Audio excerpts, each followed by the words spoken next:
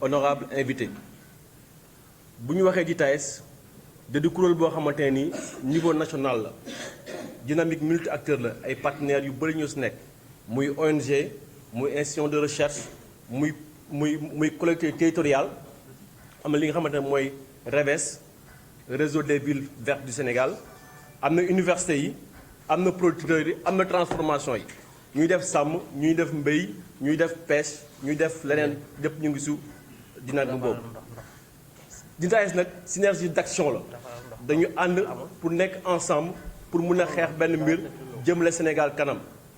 bu ñu rappelé ne président de la République dafa jëloon benn parti boo xam ne da ko bokk ci initiative yooyu wax day def transition agroécologique loo xamante ne day tax Sénégal mun a dem kanam su par rapport ak alimentation bi ñun nga xamante ne ay acteurs convaincus ñi nga xam ne am nañ fanweeri at ñi ëppal nañ sax fanweeri at nekk su agroécologie ñu mun a répondre lu appelé président boobu moo tax ñu daje def ci JITAES donc suñu defee JITAES boobu bañ souvent nga xamante ne bu ñu amee cours indey yu bëri dañuy am tergiversation sur ay définitions agroécologie loolu tax JITAES dafa référé wu si li nga xam ne mooy les 10 éléments fukki poñ yoo xamante ne moom la FAO ak adduna bi yëpp tënk na loolu mooy définir agroécologie donc nekkuñu fi di wax ne agroécologie nii laa koy définir lay ne mais dañu tënku si li nga xamante ne FAO moom la tënk comme agroécologie mooy fukki éléments yooyu noonu loolu bu ñu koy commencé 2019 loolu donc comme waroon nañ dem répondre par rapport ak président de la République lu mu wax mooy ñu organiser une première caravane bi nga xamante ne dafa wër Sénégal def les 6 zones agroécologiques du Sénégal ñu dem rencontrer producteurs yi rencontrer OCS yi rencontrer collectivités territoriales yi loolu taxoon na ñu mun a identifier lépp li nga xamante ne jafe-jafe la par rapport ak agriculture donc jafe-jafe yooyu aussi amoon na li nga xamante ne mooy ay piste de solution yi nga xamante ne moom la producteurs yi ak acteurs yi di wax ne loolu bu ñu ko kiiwee mu saafara donc tour boobu ñu defoon Sénégal première caravane bi tax na ñu génnee benn bataaxal bi nga xamante ne nii mooy document de contribution pour une transition agroécologique au Sénégal bañ ko defaree pare dañ ko jël jébal ko président de la République ne ko lii mooy contribution société civile pour une transition agroécologique réussie au Sénégal su biir document bi nii di ngeen gis ne am na problème yu ñu wax foofu yëpp mais amoon na aussi li nga xam ne tubaab mooy naan défi fukki poñ yoo xamante ne ak juróom la lu ñu naan défi nga xamante ne défi prioritaire la pour ñu mën a sàmm aar mais aussi jëmantal kanam béy bi amoon na aussi ay recommandations yoo xamante ne c'est des recommandations politiques parce que bu ñu fàtte ne JITAES rôle am mooy aussi c'est un rôle de plaidoyer mooy naka lay dialoguer ak état bi ak nguur bi fi nga xamante ne jafe-jafe yi ñuy am coono yi ñuy am ñu mun ko saafara donc recommandation yooyu tey am na benn boo xamante ne nii waxoon nañ ko si mooy nguur gi naka lay def ba ne engrais organique bi engrais naturel bi mu subventionné ko parce que engrais chimique bi rek loolu subventionné tey jii daaw nguur bi jël na initiative jël engrais organique bi subventionné ko à autour de 10% soo leen xoolee gox-goxaan yu bëri jot nañu so engrais boobu nga xamante ne moom la nguur bi subventionné loolu liggéey JITAES moo tax ñu aboutir à cette subvention tey ñu ngi si deuxième caravane nationale bu nekkee caravane benn 6 zones agroécologiques kese lañu defoon caravane bi ñu ngi def 14 étapes fukki étape ak ñeent tey mooy fukkeeli étape bi Koungheul mooy fukkeeli étape bi 14-15 mars moom la ñuy tëjee caravane boobu mais caravane boobu lu ñu si jublu mooy naka lañu def ba nga xam ne ñun ñi nga xam ne dañu nekk acteur sur le plan national ñu mun a delluwaat au niveau du territoire maanaam demaat si gox-goxaan yi waxtaan ak ñoom ba nga xamante ne dinañ gën a mun a nourrir lan moom sabat caravane boobu mooy naka la ñuy def ba nga xamante ne ñu am lu ñu naan ay DITAEL maanaam su nekkee ne su kaw national am nañ DITAES di dialoguer ak ministères yi di dialoguer ak état bi naka lañ def ba nga xam ne bu ñu ñëwee si département bi bu ñu ñëwee si commune bi ñooñu tamit acteurs yu fa nekk ñu mun a dialoguer ak ñooñu tey damay rafetlu li nga xamante ne mun na doon base ou lampe de lancement bi nga xamante ne mooy DITAEL Koungheul parce que am ngeen comité d'initiative boobu bu ñu ko renforcer tout rek mun na doon loo xamante ne moo DITAEL Koungheul voilà maintenant échelle bi yéen a xam naka ngeen koy kii te DITAEL boobu noonu du rek ne OCS la même les services techniques dañ siy participer parce que tey lu mel ni eaux et forêts lu mel ni SDR lu mel ni service départemental de production animale loolu mënoo ko ñàkk boole su DITAEL bi donc loolu aussi c'est très important mi nga xamante ne ñu jël ko en compte. ñetteel bi mooy nekk la ñuy def ba nga xamante ne lii di PSE vert nga xamante ne état bi da ko jël wax ko nañu def PSE vert pour Sénégal vert amoon na jafe-jafe yu bëri yi nga xamante ne nit ñi xamuñu lan mooy PSE vert mooy tey jii nii ak DITAES bokk na ci structuration PSE vert bi nga xamante ne ni moom lañu tëral au niveau national donc naka lañu def bu ñu delluwaatee ci côté état bi amaat acteurs yi seen xalaat seen xel pour gën a yokk li nga xamante ne suba bu ñu continuer liggéey bi ñu mun ko apporter aussi sur structuration PSE vert. ñeenteel bi mooy que ne dañuy dem ci li nga xamante ne mooy forum mondial ak COP 15 naka lañu def aussi ba acteurs yi ñoom aussi seeni xalaat seeni xel ñu jël ko yóbbu ko su COP 15 mais aussi si forum de l'eau forum mondial de l'eau Sénégal lay passé mois de mars donc c'est intéressant que tey bu ñu demee foofu noonu DITAES am taxawaay bi nga xamante ne dina jëmantal li nga xamante ne mooy béykat yi li nga xamante ne mooy aussi acteurs locaux yi nga xamante ñoo nekk fii Sénégal di jeexal rek que de présentation DITAES dina si gën a xadi sama collègue dina si gën a ñëw pour wax leen ba ñu sasoo DITAES ba léegi nii fan lañ jaar ak lañ lañu doon def bi nga xamante ne bu boobaa ñëpp dinañ ko kii donc caravane bi mu permettre aussi ñu génnewaat ñaareelu bataaxal booy permettre boo xamante ne ñu ne état bi lii kat il faut ñu def ko ba nga xamante ne na kii donc am na ay recommandations yoo xamante ne dafa dem bu nekkoon na amoon na si document bi mais dañu war a dem si ay recommandations yoo xamante ne ñoo gën a opérationnel maanaam tey jii nii am na engrais organique ñu def ko si service technique yi mais am na ba léegi may wax ni yenn service technique yoo xamante ne engrais organique baa ngi fa parce que béykat yi ou bien ONG yi ils sont pas au courant que engrais bi disponible na donc y a un problème de communication bi nga xamante ne yegg siwul su béykat yi yegg si su OCS yi donc loolu tey dina tax atelier bi nii ñu gën a am des recommandations opérationnelles par rapport ak recommandations yoo xam ne mooy ñu defal sur le national di jeexal rek di remercier monsieur le maire di remercier aussi les organisateurs SICODEV ENDA ECOPOL FAO ñi nga xamante ne ñoon daal fii Koungheul di remercier tous les participants jërëjëf. yu wóor yi nga xamante ni def nañ fi diagnostic des systèmes alimentaires ak population bi liggéey fi liggéey bu am solo ba nga xamante ni sentir nañ bu baax participation population bi ba ñu mën a créer un document bu ñuy wooyee diagnostic bu pare daane ko ay retouches rek ci def pour ñu finaliser ko war ko partager ak yéen parce que ñëpp muy service déconcentré yi muy mairie bi muy préfecture ñëpp war nañu xam lan mooy seen système alimentaire du territoire dañu fi dëkk di liggéey di bay di transformer di nekk commercialisation bi mais parfois mécanisme boobu dañ ciy nekk ba doo xam lan moo la wër diagnostic boobu lu ñu leen defal la dina leen war exactement quels sont les systèmes de production ban yan lekk lañ fi moo fiy circuler en termes d'alimentation lan lañ fiy commercialiser lan lañ fiy transformer lan la ngeen di consommer yéen parce que am na lu liggéey bu wér ay enquêtes ñuy def au niveau des ménages si seen marché yi lan moo fiy def lan moo fiy dox loolu yëpp pour dimbali leen pour mën leen génneel action prioritaire yi nga xamante ni war na mën a suqali te dimbali gox bi ci mbirum ñàkk lekk ak ndóol loolu la liggéey FAO ci gox bi muy Koungheul ñi ngi def projet bi ak Bambilor ñi ngi def la même chose ak Bambilor au niveau du Sénégal projet bi am na yeneen dëkk yu ci bokk muy Équateur ak Rwanda monsieur le représentant du conseil départemental wax na ko bugg nañu bu ñu soree ba xam li nga xamante ni mooy résultat Rwanda yi résultat Équateur yi ñu xool ko xam yan transfert de compétences ak coopération bu mën a am entre pays yooyu parce que mën nañu weccante ay xalaat loolu yépp day indi li mu doon wax léegi mooy transfert de compétences ak coopération ñi ngi bokk mbir mi liggéey bi ak waa Nday Kopor ak waa SICODER ak waa PAYED ak waa RMP boo leen fàttalikoo ñoom ñëw nañ fii def ay activité ak information yu mucc ay démb gis nañu nouvelle équipe municipale bi waxtaan nañu maire présenté nañ ko résultat wu projet bi nga xamante ni moom lañ fi am wax nañ ko li nga xam moo fi des comme activité yu ñu war a yeggale ci activité yooyu nag la ñuy sukkandiku ak engagement wu mairie bi ak engagement wu population bi pour mën a def mise à l'échelle donc loolu réitéré nañu engagement am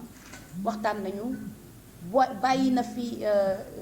ki nga xamante ni moo doon président SIGA bi mooy comité local d'initiative la coordonnateur bi plutôt il est là loolu dina tax mu am continuité ci liggéey bi nga xamante ni moom la ñuy def li ma gën a rassuré mooy service déconcentré yi maa ngi leen di gis ñoo fi nekkoon ñëwaat nañu donc dinañu mën a jàppale accompagner projet bi nga xamante ne projet développement localité bi la ndax partenaire au développement day ñëw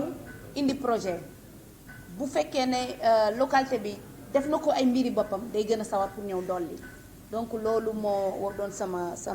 jotaay ci biir loolu ci la indi caravane bi nga xam ne mooy DTIS suñu partenaire di SICODEV ak ENDA ECOPOC ak ñeneen partenaires yi nga xamante ni ñoo ànd ci dynamique bi ñoo ñëw tey pour génnee résultats yi nga xamante ni mooy site bi ñu war a visiter mooy jardin communautaire bi pour wane ne agroécologie dafa am solo ci dëkk bi. FAO bokk na ci dynamique bi yeneen organisation bokk nañ ci dynamique bi agroécologie dafa bokk ci li ñuy wax approche système alimentaire territorial parce que dafa nekk la nga xamante ni day indi mbay mu sell te mbay mu sell ca mi ngi commencé ca semence ba ca suuf sañ koy bayee ca ndox man koy arrosé ba pare nag ñuy doog a topp nag lépp li nga xamante ni mooy chaîne de valeur bi ba keroog nga koy dugal ci sa biir ni nga koy dugalee sa biir dem ak ñu ngi ci doon waxtaan ni nga koy conserver distribution bi transport loolu yëpp dafa am solo ndax FAO si statistiques yi dañu rendre compte ne dëkk yi am problème mu santé yu bëri ci lekk lay jóge donc plus nit ñi di impliqué wu ci mbirum lekk ak nuñ koy bayee ba mu sell ak nuñ koy dugalee seen biir loolu yëpp dafay am solo ci développement wu réew maa ngi vraiment remercier monsieur le maire pour présence am. ñu ngi wër fukki zone ak ñeent ci Sénégal ñu tànn ci Bambilor ak Koungheul pour ñu ñëw fii mën a gis li acteurs yi di def mën a wax ak acteurs yi ba nga xam ni liñ fiy jëlee tey mu am njëriñ ci wàllum mbay mu sell ci wàllum agroécologie di fàttali juste que ni mbirum lekk dafa nekk lu am solo ndax boobu ba tey ñu ngi ciy liggéey te dañu xam ni pour ñu xeex xiif loolu il faut que mu commencer à la base dara commencer ci ménage yi mën a jëm ci territoire bi maanaam ci gox bi nga xam ci gox-goxaan yi nga xam ne fa la ñu mën a nekk loolu moo tax ñu ne nañu gunge ménage yi gunge bénéficiaires yi ba nga xamante ne leen ni jàppale ci ay initiative yoo xam ne nañ ci mën a gis seen bopp mën a aussi faj lépp luy lekk boo xamante ni sellul lekk boo xamante ni war na mën a indi ferñeent war a mën a indi njëriñ nit ñi loolu moo tax ñu ne nañ fi accueillir caravane bi mu fësal liñ fiy def mais surtout ñu ngi ñaan participants yi fi nekk ñu mën a participer vraiment bu baax a baax ci discussion yi ñuy am fii ak ci kanam ci liggéey bi ñuy def ak yéen parce que li ñu bëgg jëlee fii ci Koungheul dañ bëgg mu nekk ay recommandations yoo xamante ni day am solo te ku ci nekk mën ci gis seen bopp sur le plan national bu ñu demee ba ci biir dinaa gën a expliquer lan mooy DTIS lan moo ñu fi tax a jóg journée tay bi lan la tëddee planning bi et tout ça. ak ñoom en 2018 man ak président Assane Diop dañu demoon Équateur en Amérique latine doon waxtaanee ci affaire souveraineté ak sécurité alimentaire donc bañ fi bàyyi ko parce que Équateur ñoo ko organisé woon pays Afrique yu bëri ñu ngi fi woon Sénégal également ñun bokk nañ ci délégation yi dem boobu parce que ñun dañuy beral loxo sax Koungheul ñoo demoon ak Kaffrine représenté par le président Adama Diouf ak un conseil départemental dans le sud Mamina Camara en tout cas mooy président moom moo demoon mais Koungheul man ak président Assane ñoo demoon parce que dañuy bindoon benn projet boo xam ni dañ ko inscrire woon ci affaire sécurité et souveraineté alimentaire donc ñu ne ñi foog ngeen ñëw yéen à 2. Équateur nag comme ni ma ko rappelé démb ñoom lépp loo xam ne xalaat nañ ko dañ koy jëfee ba tax na avancé nañ trop ci wàllu sécurité alimentaire soo gisee ñoom ci maillon transformation bi ci la ñuy gën a jiitoo parce que ñoom li ñuy wax des industries bord champ mini industrie bord champ ñoom moom la ñuy def donc fi ñuy produit foofu la ñuy transformer ce qui fait que le consommé local est très développé là-bas ñoom li ñuy bay moom la ñuy dundee te ñun booy xool dañuy produire mais suñ transformation bi moom moo nekk le maillon très faible léegi nag moo tax bi ñu ñëwee ñu gën a approfondir PRODESC bi dugal ci surtout ci wàllu production bi ak ci wàllu transformation bi bu ngeen di xool ci agroécologie bi comme ni ñu koy waxee am na activité bu ñu prévoir ba mobiliser nañ financement bi dans le cadre du PRODESC bi mooy périmètre semencier bi nga xam ne conseil départemental mu ngi ko bëgg a amal benn périmètre semencier dans la commune de Lour donc boo xam ne dañuy produire des semences très saines et de qualité pour mun koo def la vulgarisation au niveau du département donc mooy wane ne conseil département déjà mu ngi lancé moo tax de moo fàttali ko ne ñun suñu banque de données véritablement mën na fournir le programme pour que mu gën a dox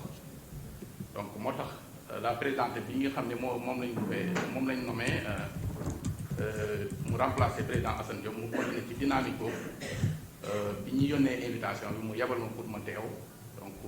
jëloon fi kàddu démb te itam ñi war a ànd ci liggéey bi continuer di ñaan atelier bi comme ni ñu ko ubbee mu ci démb ci weccandi xalaat bu am solo sax bu am na lu ñu fi jot a taxawal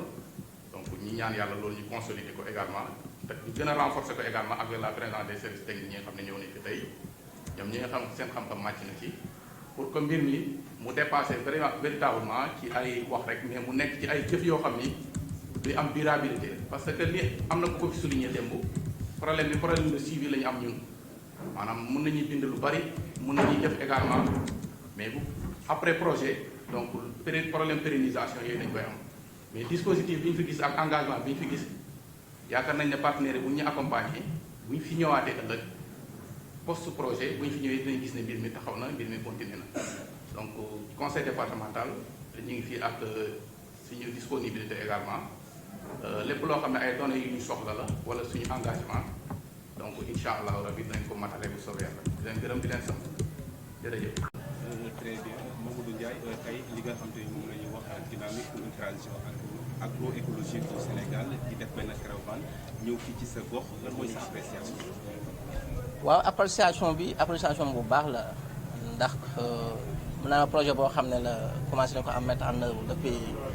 l'année 2021 donc ñu ñëw nekk une équipe municipale donc principe de gestion des collectivités territoriales continuité la le maire bi nga xam ne Alioune Badara Ly donc tey teewu fi démb moom président de la science wax na ko fi démb dañuy ñëw nekk fi askan wi le projet li ko fi tax a ñëw mooy pour suqali askan wi dans le cadre donc de la sécurité alimentaire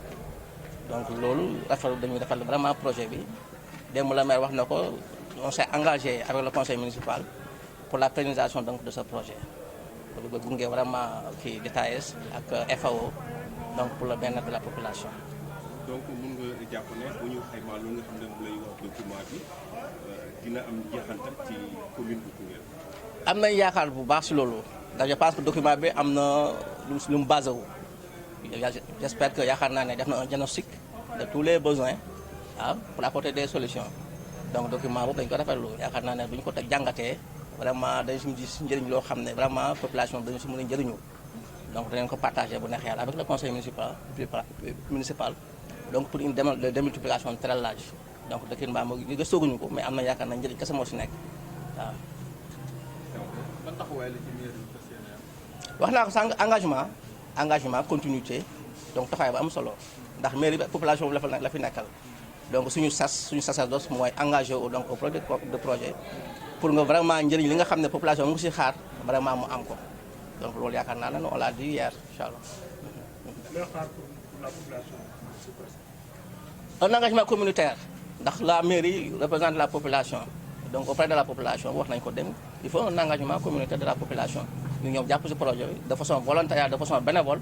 ndax lii njëriñ bi si ñoom la jëm ku wax sécurité alimentaire population bi lekkin ku sell DTAS aussi ñëw aussi production bu sell dans le domaine agroalimentaire donc loolu aussi yaakaar naa njëriñu population donc population vraiment dañ leen talal yu loxo mu am une participation inclusive de toute la population pour que projet bi vraiment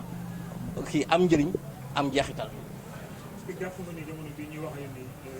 ndax projet bi ñu ngi dooree ñëw sa loxo bi est-ce que am na ay tuuti jafe-jafe ci li nga gis. waaw jafe-jafe moom mënuñu ko wax actuellement jafe-jafe day teel ndax on ne s'est pas encore approprié donc du projet proprement dit démb on a fait une séance de partage vraiment ñu xam li nga xam ne projet bi lu ko tax a jóg donc avec la mise en œuvre yaakaar naa ne peut-être on va rencontrer des difficultés comment soumettre donc aux partenaires techniques donc peut-être day teel actuellement ñoo ay jafe-jafe mbégte lañu si gis nag ak njëriñ pour le moment peut-être la mise en œuvre dana am ay jafe-jafe donc on va soumettre éventuellement donc aux partenaires techniques. Ndoye, SYCODEF Afrique et membre de la DITAES. Très bien. Aujourd'hui, la DITAES est à Koungheul pour faire la promotion de l'agroécologique. Revenez encore sur l'objectif de cette caravane. Je rappelle que ceci est la deuxième édition de la caravane de la DITAES. La DITAES était déjà repartie dans les territoires en 2019 dans le cadre de l'élaboration du document de contribution politique pour la transition agroécologique. Donc en 2019, on est parti dans 6 zones agroécologiques afin de recueillir l'avis des acteurs sur des recommandations en faveur de la transition agroécologique au Sénégal. Donc ceci a donné à l'élaboration du document de contribution politique qu'on a remis au chef de l'État en 2019 et la DITAES s'est interpellée dans l'élaboration du PSE vert, raison pour laquelle nous avons organisé cette caravane dans 14 zones du Sénégal pour informer les acteurs ruraux, sensibiliser sur l'agroécologie, mais surtout recueillir des contributions pour consolider le PSE vert, le Forum mondial de l'eau et dynamiser, en fait, mettre vraiment en lumière les dynamiques, les initiatives en faveur de l'agroécologie dans les différentes zones. Je rappelle que la DITAES est un réseau non formel constitué de plusieurs acteurs de la société civile, donc les institutions de recherche, les réseaux d'élus, les associations de consommateurs, les producteurs, tous les acteurs de la chaîne alimentaire qui sont engagés dans la transition agroécologique au Sénégal. Très bien. Et à Koungheul, qu'est-ce qui a été fait pour l'agroécologie? Aujourd'hui à Koungheul, nous mettons en œuvre un projet autour de l'agroécologie et autour des systèmes alimentaires en partenariat avec l'AFAO, ENDA Ecopop, PAED, ARMP, SYCODEF, sous la direction du ministère des collectivités territoriales. Donc en termes d'agroécologie, nous avons mis en place un jardin communautaire agroécologique où c'est les communautés eux-mêmes qui se sont organisées pour produire des produits sains, nutritifs et adaptés au contexte local. Aujourd'hui, pour la caravane, nous allons en profiter pour visiter ces différentes initiatives mises en place par les partenaires. C'est la mise en place d'un jardin agroécologique communautaire par les femmes, par la communauté et l'engagement du collectivité territoriale. C'est la transformation des produits locaux, c'est aussi des initiatives en faveur de la pisciculture, de l'aviculture et du maraîchage. Très bien. La contribution de la SYCODEF, la DITAES, quoi? Donc SYCODEF est plus une association de consommateurs de plaidoyer documenté. Donc nous apportons cette perspective consommation dans la DITAES parce que selon nous, c'est important de faire parler de l'agroécologie aux différents consommateurs qui sont dans la chaîne alimentaire. Et c'est eux qui peuvent vraiment impulser l'adoption des produits agroécologiques, la consommation massive des produits agroécologiques par les ménages. Donc nous sommes dans l'aval des filières, nous communiquons pour l'adoption de ces produits-là, pour des régimes alimentaires sains et nutritifs, mais surtout nous accompagnons la DITAES dans le plaidoyer qu'il est en train de mener à la base et auprès des décideurs. Aujourd'hui, la DITAES, avec son plaidoyer, a obtenu une subvention des engrais organiques de 10% auprès du ministère de l'Agriculture et des Équipements ruraux. Très bien. Vous l'avez dit, le document a été remis au chef de l'État. Il a apprécié? Tout à fait, il a apprécié et tout le travail que nous sommes en train de faire, on voit les résultats à travers la mise en place des 10% l'adoption de 10% des budgets affectés maintenant aux engrais organiques. Ce résultat-là a été obtenu grâce au plaidoyer fait par la DITAES. Et après cette étape de Koungheul, c'est où? Actuellement, l'étape de Koungheul constitue la 10e étape de la caravane. Donc en parallèle, les autres équipes sont à Bignona et ils poursuivent la caravane. Et nous allons terminer le 12 mars au niveau de Bambey. Et qu'au niveau local, les côtés territoriaux soient impliqués dans cette transition. Parce que c'est eux les véritables acteurs. C'est eux qui sont dans les systèmes de production. C'est eux qui sont plus proches du secteur de l'agriculture. Nous nous sommes rendus compte qu'au niveau territorial, les mairies, les municipalités doivent être bien imprégnées dans cette dynamique. Le document qui a été distribué tout à l'heure est un document qui a été donné à tous les partenaires. Et l'étape est une étape surtout de visibilité, de sensibilisation et d'information au niveau des collectivités territoriales. C'est pour ça qu'à l'instar de Mbambilor, qui a été la première étape, qui est une zone d'intervention du projet,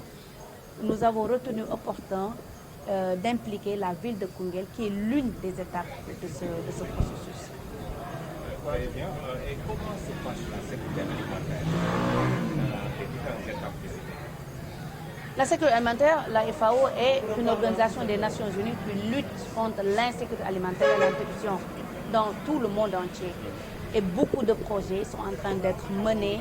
aussi bien au niveau national, au niveau Afrique, mais aussi au niveau international pour ce qui concerne la sécurité alimentaire et la nutrition. Et le projet que nous sommes en train de dérouler à Koungheul depuis bientôt 1 an et demi œuvre dans l'amélioration des systèmes alimentaires des villes, des régions et des communes. Et c'est une approche territoriale que la FAO a commencé à mener au niveau des collectivités territoriales pour toucher, dans une approche bottom-up, pour toucher le plus possible les populations au niveau local, qu'ils s'imprègnent de plus en plus des questions liées à l'insécurité alimentaire, à la nutrition, pour qu'ils améliorent leur système alimentaire. Voilà, ci wolof nga présenté wu. waaw man maa ngi tudd Koumbali Diaw, expert en système alimentaire durable pour FAO. tey pour accompagner dynamique bi ak caravane bi nga xamante ne mooy def dynamique bu transition agroécologique. ñi ngi fi depuis démb nag ci cadre projet bu ñuy wooyee bâtir des villes prospères ak FAO ak d'autres partenaires comme Enda Ecopop, comme SICODEV, comme PAER, comme ARMP. Pour lan? Pour dérouler la nga xamante ni mooy amélioration des systèmes alimentaires. projet bi nag ki ko signé ministère des collectivités territoriales la. démb bi ñu fi ñëwee waxtaan nañ ak le représentant du ministère des collectivités territoriales mi nga xam ne dafa mujj ñibbi ndax pour une urgence. rencontrer équipe nouvelle équipe municipale bi jox leen résultats yi ñu am bëgg nag liggéey ak ñoom yan perspective la ñuy def pour continuer projet bi. heureusement ils nous ont réitéré leur engagement ci projet bi bëgg ànd ak ñun continuer liggéey ci projet bi. étape bu tay bi nag mooy accueillir caravane bi nga xamante ni dafay nekk ci dynamique agroécologie. agroécologie nag lépp xam ci traduction bu yomb rek mooy mbay mu sell la. FAO looloo ko tax a jóg. looloo tax muy liggéey am na programme yu mag ya nga xamante ne ñi ngi koy dérouler dans les zones agroécologiques du Sénégal te ñi ngi koy def aussi dans beaucoup de pays d'Afrique et aussi du monde. looloo waraloon tey caravane bi ñu bokk ci parce que état bu Koungheul intéresse nañu parce que ñun dañu am projet bu ñu def ak Koungheul ba nga xamante ne am na ay cas de bonne pratique yu fi am ba pare mu ñu ne rafet nañu wane ko mooy jardin communautaire bi SICODEV doon wax léegi pour ñu gis ne am na lu ñu commencé def fii bëgg ko yokk ba mu xam ne dina law ci commune Koungheul mais aussi law ci territoire bi ndax bu ñu nee territoire yamul Koungheul ak lépp li wër Koungheul la donc looloo taxoon ñu ñëw tey bokk ci dynamique bi ànd si ak nouvelle équipe municipale bi ànd si ak service déconcentré yi nga xam ne depuis bi ñu commencé projet ba léegi ñu ngi ñuy jàppale pour ñu mën a def projet bi dans les meilleurs délais. aussi ak population bi maa ngi saluer seen engagement ndax biñ ñëwee ba léegi ñi ngi def ay workshop di def ay travaux de groupe ay formation dañuy ñëw tout le temps wane nag ne mbir mi ñor na leen.